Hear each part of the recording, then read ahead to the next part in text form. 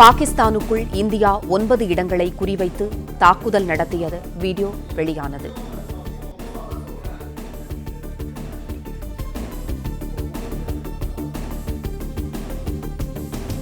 பாகிஸ்தானுக்குள் India 9 இடங்களை குறிவைத்து தாக்குதல் நடத்திய வீடியோ வெளியானது. இந்திய ராணுவம் ஏவிய ஏவுகணை மற்றும் வீசிய குண்டுகள் பாகிஸ்தானுக்குள் விழுந்து வெடித்து சிதறும் காட்சி வெளியாகியுள்ளது. செய்தியாளர் ராஜகுமரன் இணைப்பில் இருக்கிறார். ராஜகுமரன், வணக்கம். பாகிஸ்தான் மீது இந்தியா தாக்குதல் நடத்திய வீடியோ வெளியானது, விவரங்களை சொல்லுங்க ராஜகுமரன். பாகிஸ்தான் மீது இந்தியா தாக்குதல் நடத்தியிருக்கின்றது.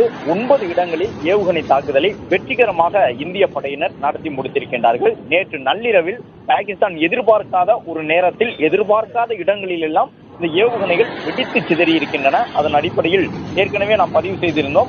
லஷ்கர் இ தொய்பா மற்றும் ஜெய்ஷ் இ முகமது என்கின்ற 2 பயங்கரவாத குழுவினரை மையமாக வைத்துதான் 9 இடங்களிலும் இந்த ஏவுகணை தாக்குதல்கள் நடத்தப்பட்டிருந்தன. இந்த சூழலில் அந்த பகுதிகள் எவை என்கின்ற தகவலும் வெளியாகி இருக்கின்றது.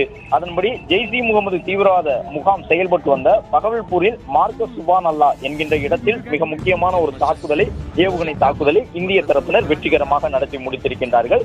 பகவல்பூரில் மார்கஸ் சுபான் என்கின்ற இடம் ஜெய்ஷ் இ முகமது தீவிரவாத அமைப்புக்கு சொந்தமான பகுதியில் அந்த தாக்குதல் நடைபெற்றிருக்கின்றது. அது மட்டுமல்லாமல் லஷ்கர் இ தொய்பா தீவிரவாத முகாம் செயல்பட்டு வந்த முரிட்கோ என்கின்ற பகுதியில் உள்ள மார்கஸ் தைபா என்கின்ற இடத்திலும் வெற்றிகரமான ஒரு தாக்குதல் நடத்தி முடிக்கப்பட்டிருக்கின்றது. மேலும் அந்த ஜெய்ஷ் இ முகமது தீவிரவாத முகாம் செயல்பட்டு வந்த மற்றொரு பகுதியான சர்ஜாவில் உள்ள டெஹ்ராக்கலன் என்கின்ற இடத்திலும் வெற்றிகரமாக ஏவுகணை தாக்குதல் நடத்தி முடிக்கப்பட்டிருக்கின்றது. சியால்கோட்டில் இந்தியன் முஜாஹிதீன் தீவிரவாத முகாம் செயல்பட்டு வந்த மெஹ்மூனா ஜோயா என்கின்ற இடத்திலும் ஏவுகணை தாக்குதலை இந்திய படையினர் வெற்றிகரமாக நடத்தியிருக்கின்றார்கள். லஷ்கர் இ தொய்பா செயல்பட்டு வரக்கூடிய பர்னாலாவில் இருக்கும் மார்கஸ் அல் என்கின்ற இடத்திலும் இந்திய விமானப்படை மூலமாக இந்த தாக்குதல் வெற்றிகரமாக நடத்தி முடிக்கப்பட்டிருக்கின்றது. கோட்லி என்கின்ற நகரத்தின் அருகே உள்ள மார்கஸ் அப்பாஸ் என்கின்ற இடத்தில் உள்ள தீவிரவாத நிலைகளை குறிவைத்தும் இந்தியா ஏவுகணை தாக்குதலை நடத்தி இருக்கின்றது என்று குறிப்பிட்டிருக்கிறார்கள். இந்த 9 இடங்களும் உளவுத்துறையினரால் கடந்த ஒரு 15 நாட்களாக மிக மிக மிக உன்னிப்பாக கவனிக்கப்பட்ட இடங்களாக இருக்கின்றன. 9 இடங்களையும் கவனித்து அந்த பகுதியிலே பயங்கரவாதிகளுடைய நடமாட்டம் இருக்கின்றது. பயங்கரவாதிகளின் முக்கியமான தளபதிகள் அந்த இடத்தில் தங்கி இருக்கின்றார்கள்.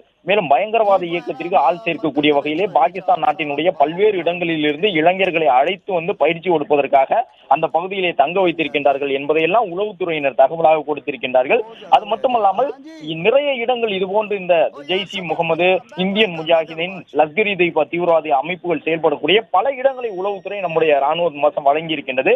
அதில் பெரும்பாலான இடங்கள் மிக மிக மிக நெருக்கமாக மக்கள் அடர்த்தி கொண்ட பகுதியில் அமைக்கப்பட்டிருந்தன. அதை ஒரு பாதுகாப்பு யுக்தியாகவே அவர்கள் பயன்படுத்தி இருக்கின்றார்கள்.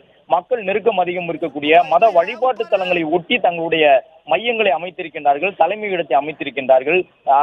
வீடுகளுக்கு கீழாக தங்களுடைய பகுதி அந்த அலுவலகங்கள் செயல்படக்கூடிய விதமாக தரையினுடைய அடிப்பகுதியில் அலுவலகங்களை அமைத்திருக்கின்றார்கள். ஏதேனும் ஒரு தாக்குதல் நடைபெற்றாலும் கூட பொதுமக்கள் ஏராளமாக உயிரிழந்து விடக்கூடும் என்கின்ற அச்சத்தின் காரணமாக தங்கள் மீது எதிரினாறு எந்த விதமான தாக்குதலையும் நடத்தாது என்று நினைத்து அந்த பயங்கரவாதிகள் செயல்பட்டு வந்திருக்கின்றார்கள். அதையும் கடந்து இந்திய உளவுப்படை மிக மிக நுட்பமாக எந்த பகுதியில் தாக்குதல் நடத்தினால் பயங்கரவாதிகளை அதிகமாகவும் பயங்கரவாதிகளை மட்டுமே கொல்லக்கூடிய விதமாக தாக்குதல் நடத்தலாம் என்று இந்திய உளவுத்துறை தகவல் எடுத்திருக்கின்றது. அந்த தகவல் அடிப்படையில் பொதுமக்களை, பாகிஸ்தானில் இருக்கக்கூடிய சாமானியர்களை பாதிக்காத வகையிலே பயங்கரவாதிகளை மட்டும் இலக்கு வைத்து தாக்குவதற்கான யுக்தியை வகுத்து ராணுவமும் தன்னுடைய அந்த சர்ஜிக்கல் ஸ்ட்ரைக் என்று சொல்லக்கூடிய விதமான மிக மிக மிக தேர்ந்த ஒரு ஏவுகணை தாக்குதலை வெற்றிகரமாக இந்திய ராணுவமும் நடத்தி முடித்திருக்கின்றது. பாதுகாப்புத்துறை அமைச்சர் உட்பட முக்கிய அமைச்சர்கள் தங்களுடைய மகிழ்ச்சியை ட்விட்டர் உள்ளிட்ட சமூக வலைதள பக்கத்தில், எக்ஸ் வலைதள பக்கத்திலே பதிவு செய்து கொண்டிருக்கின்றார்கள்.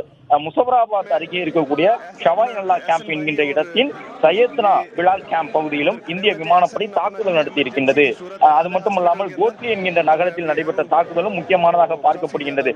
ஏனென்றால் இந்த 3 அமைப்புகளுமே பெயர் சொன்னாலே இந்தியாவில் இருக்கக்கூடிய சாதாரண மக்களுக்கு கூட தெரியும். லஷ்கர் இ தொய்பா என்று சொன்னாலும் தெரியும், இந்தியன் முஜாஹிதீன் என்று சொன்னாலும் தெரியும், ஜெய்ஷ் இ முகமது அமைப்பினுடைய மசூத் அசார் என்கின்ற அந்த நபருடைய பெயரும் சொன்னாலே தெரியும். இன்று நேற்றல்ல, 2006 காலகட்டம் முதலே நடைபெற்று வந்த பல்வேறு சம்பவங்களில், அதற்கு முன்பாக 2004 நாடாளுமன்றத்துக்கு உள்ளே புகுந்து நடத்தப்பட்ட தாக்குதலில் என்று மும்பை தாக்குதல் உட்பட அனைத்து சம்பவங்களிலும் ஈடுபட்ட 3 அமைப்புகள்.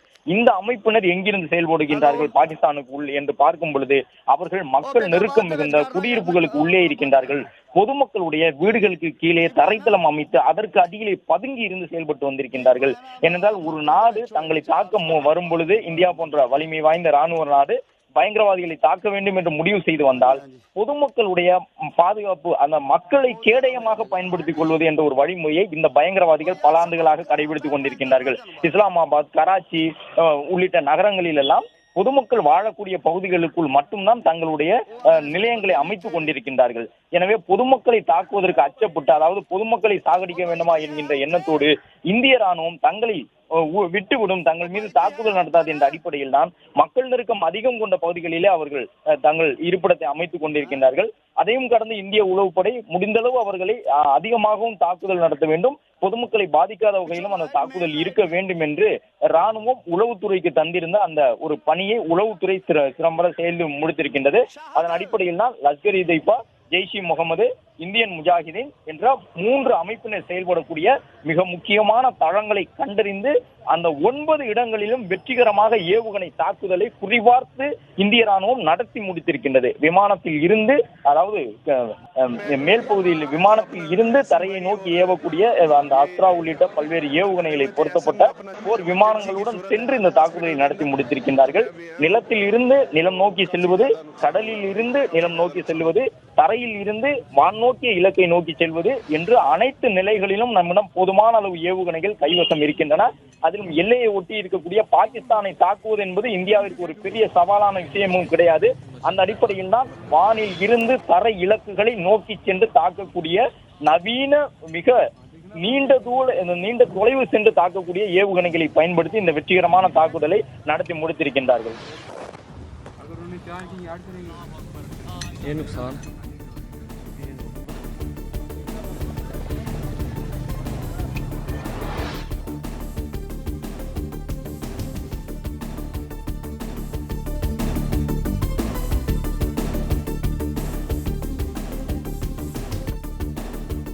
பாகிஸ்தானில் 9 இடங்கள் மீது நடத்திய தாக்குதலுக்கு இந்திய ராணுவம் ஆபரேஷன் சிந்தூர் என பெயர் சூட்டியுள்ளது. செய்தியாளர் ராஜகுமரன் இணைப்பில் இருக்கிறார். ராஜகுமரன், வணக்கம். பாகிஸ்தானில் 9 இடங்கள் மீது நடத்திய தாக்குதலுக்கு இந்திய ராணுவம் ஆபரேஷன் சிந்தூர் என பெயர் சூட்டியுள்ளது. ஆபரேஷன் சிந்தூர் என்றால் என்ன? சொல்லுங்க ராஜகுமரன். ஆபரேஷன் சிந்தூர் என்று பெயரிடப்பட்டிருக்கக்கூடிய ஒரு ராணுவ நடவடிக்கையின் மூலமாகத்தான் இந்த 9 இடங்களிலும் தாக்குதலை இந்திய ராணுவம் நடத்தி முடித்திருக்கின்றது. அதன் அடிப்படையில் இந்த ஆபரேஷன் சிந்தூர் என்று பெயரிடப்பட்டிருக்கக்கூடிய அந்த தாக்குதலுக்கான காரணம் என்ன, எந்த அடிப்படையில் சிந்தூர் என்ற பெயரினை வழங்கியிருக்கின்றார்கள் என்ற விவரத்தையும் இந்திய ராணுவம் சார்பில் வெளியிட்டிருக்கின்றார்கள். அதன் அடிப்படையில் இந்த சிந்தூர் என்பது இந்தியாவினுடைய அந்த பகல்காமில் நடைபெற்ற தாக்குதலுக்கு பழி தீர்க்கக்கூடிய ஒரு நடவடிக்கையாகவே, அதாவது தன்னுடைய கணவனை இழந்த பெண்களுக்கு பாகிஸ்தானை பழி தீர்க்கின்ற ஒரு நடவடிக்கையாகவே ஆபரேஷன் சிந்தூர் என்ற பெயர் சூட்டப்பட்டிருக்கின்றது என்ற தகவல் தற்போது வெளியாகி இருக்கின்றது. பகல்காமில் தாக்குதலை நடத்திய தீவிரவாதிகள் ஆண்களை மட்டும்தான் சுட்டார்கள். அவர்கள் ஆண்களை மட்டும் சுட்டார்கள். எந்த மதத்தை சார்ந்தவர்கள் என்று பார்த்து சுட்டார்கள். மத விவரங்களை கேட்டுதான் சுட்டார்கள். எனவே அதில் மிகப்பெரிய அளவில் பாதிக்கப்பட்டிருந்த பெண்களுக்கு தங்களுடைய கணவரை, தங்களுடைய உடன் வந்த ஆண்களை இழந்தவர்களுடைய வலியை தீர்க்கக்கூடிய விதமாகத்தான் சிந்தூர் என்கின்ற பெயரை பயன்படுத்தி இருக்கின்றார்கள் என்ற தகவல் வெளியிடப்பட்டிருக்கின்றது. அதன் அடிப்படையில் தான் தற்பொழுது பகல்காம் தாக்குதலில் 26 பெண்களின் கண் முன்னே அவர்களின் கணவர்களை பயங்கரவாதிகள் சுட்டு குரூரமாக கொன்றிருந்தார்கள். அதற்கு பழி தீர்க்கக்கூடிய நடவடிக்கைக்கு துல்லியமாக ஒரு நடவடிக்கையை வரையறுத்து செய்து முடித்திருக்கின்றார்கள். எனவே ஆபரேஷன் சிந்தூர் என்ற பெயரில் தான் அந்த நடவடிக்கை எடுக்கப்பட்டிருக்கின்றது. கடந்த சில வாரங்களாகவே ஒரு பதற்றமான சூழ்நிலை எல்லையில் இருந்து வந்தது.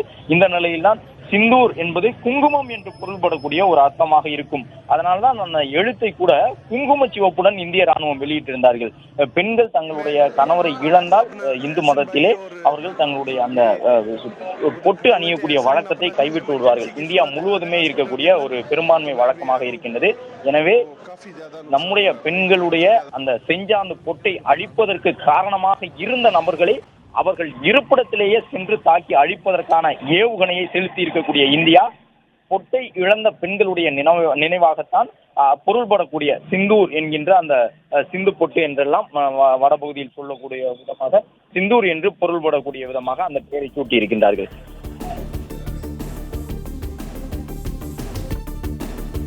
பிளே ஸ்டோர் மற்றும் ஆப் ஸ்டோரில் இருந்து பாலிமர் செயலியை QR கோடு மூலம் பதிவிறக்கம் செய்யுங்கள். செய்திகளை உடனுக்குடன் பெறுங்கள்.